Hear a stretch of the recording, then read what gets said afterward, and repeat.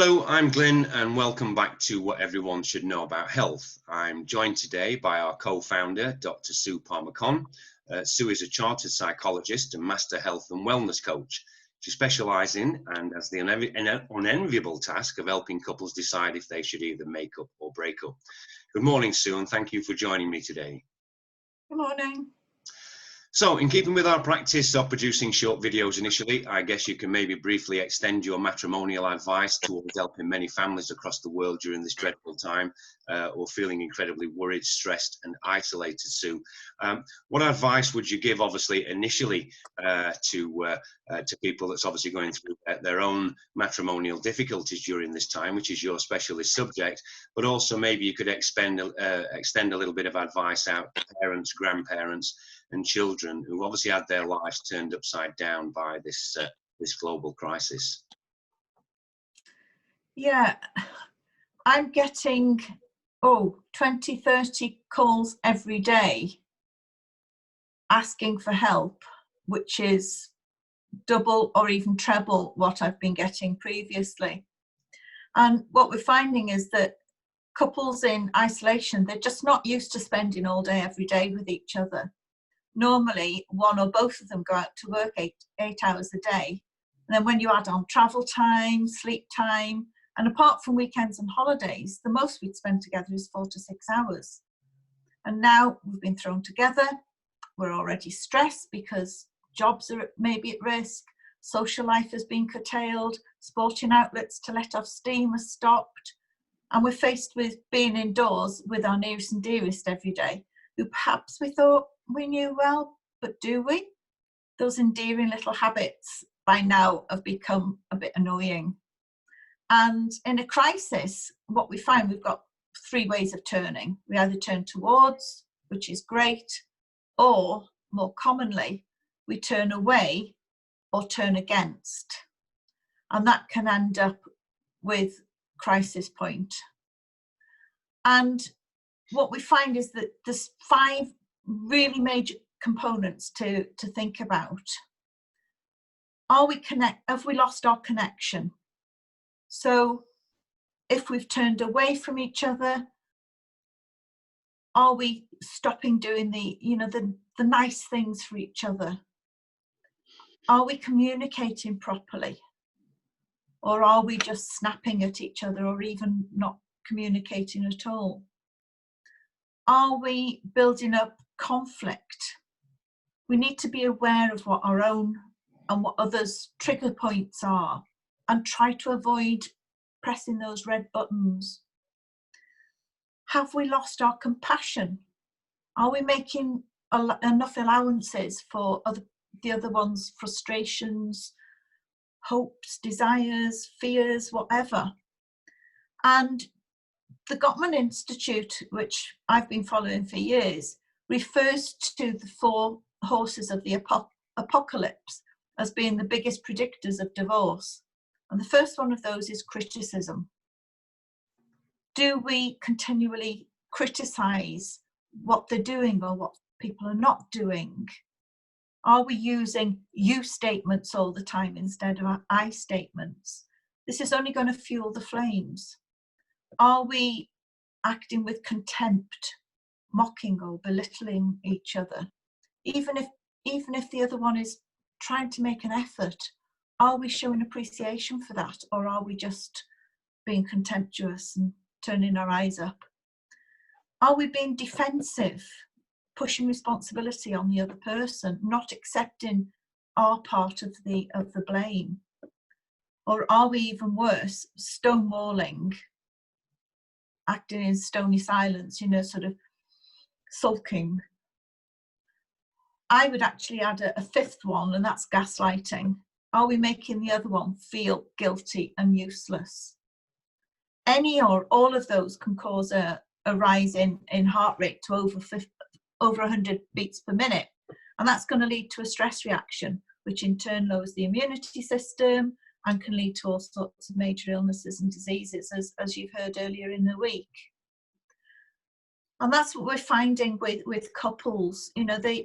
They really do not know how to deal with this situation. And we're developing courses to help people to understand even the simple things like their communication style. Knowing that and knowing what the other one's communication style means that we can make allowances and compromises, which is what we should be doing. As far as parents, grandparents, children, grandchildren are concerned, we may not be able to see each other face to face, although in the UK now the lockdown has been lifted slightly, so we can meet as long as we keep social distancing rules.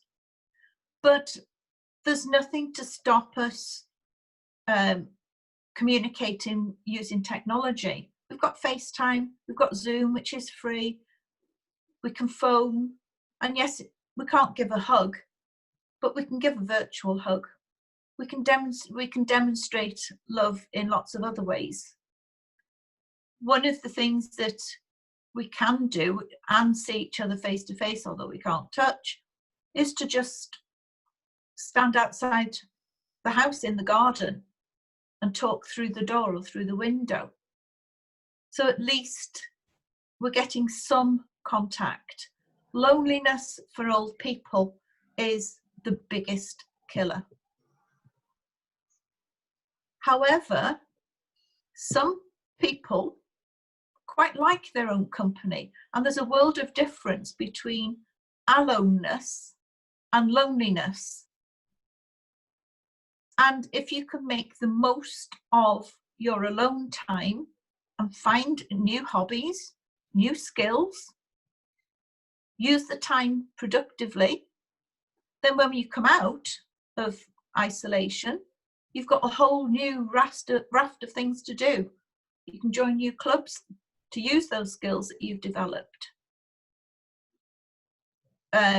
You can even help out, the grandparents can even help out their own children by taking part in the homeschooling.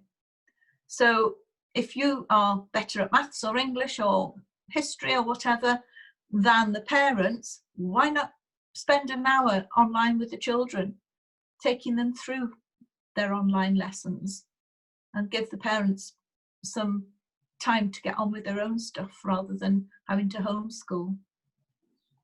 So that's great advice, and I think that, you know, sort of three things in conclusion. We are definitely living in unprecedented times at the moment, and the two things I've picked up on that really is that whilst people have got this downtime, really, I mean, many people are sort of, as you say, isolating, but also to an extent feeling alone.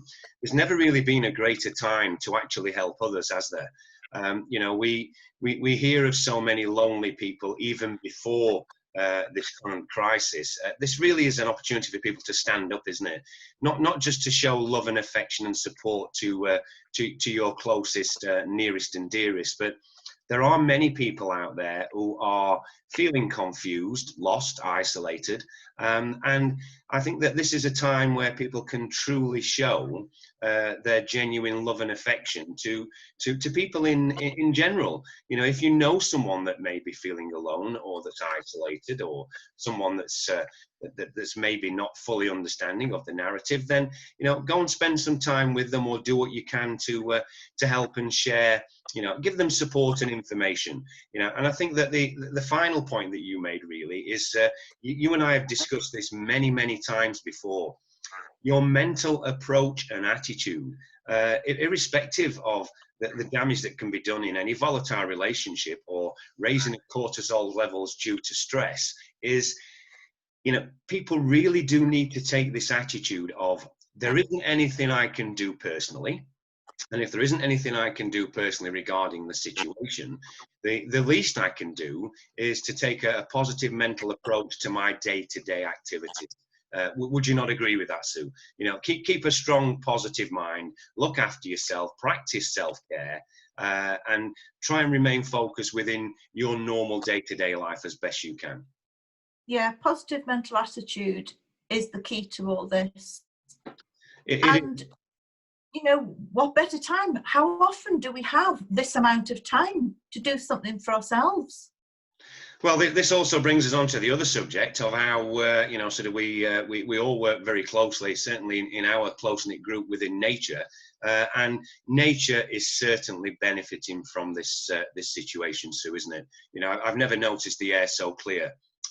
Keeping in line with our short videos initially, just to sort of conclude today then, Sue, you'll be joining us again soon in future episodes alongside Dr. Elizabeth Hughes. Together, Sue and Elizabeth will be offering some very practical advice on how to deal with stress, which we understand that most of our viewers are experiencing. So thank you for today, Sue, and we look forward to seeing you and our viewers in future episodes. Many thanks again for joining us, Sue. Bye. Thank you. Bye.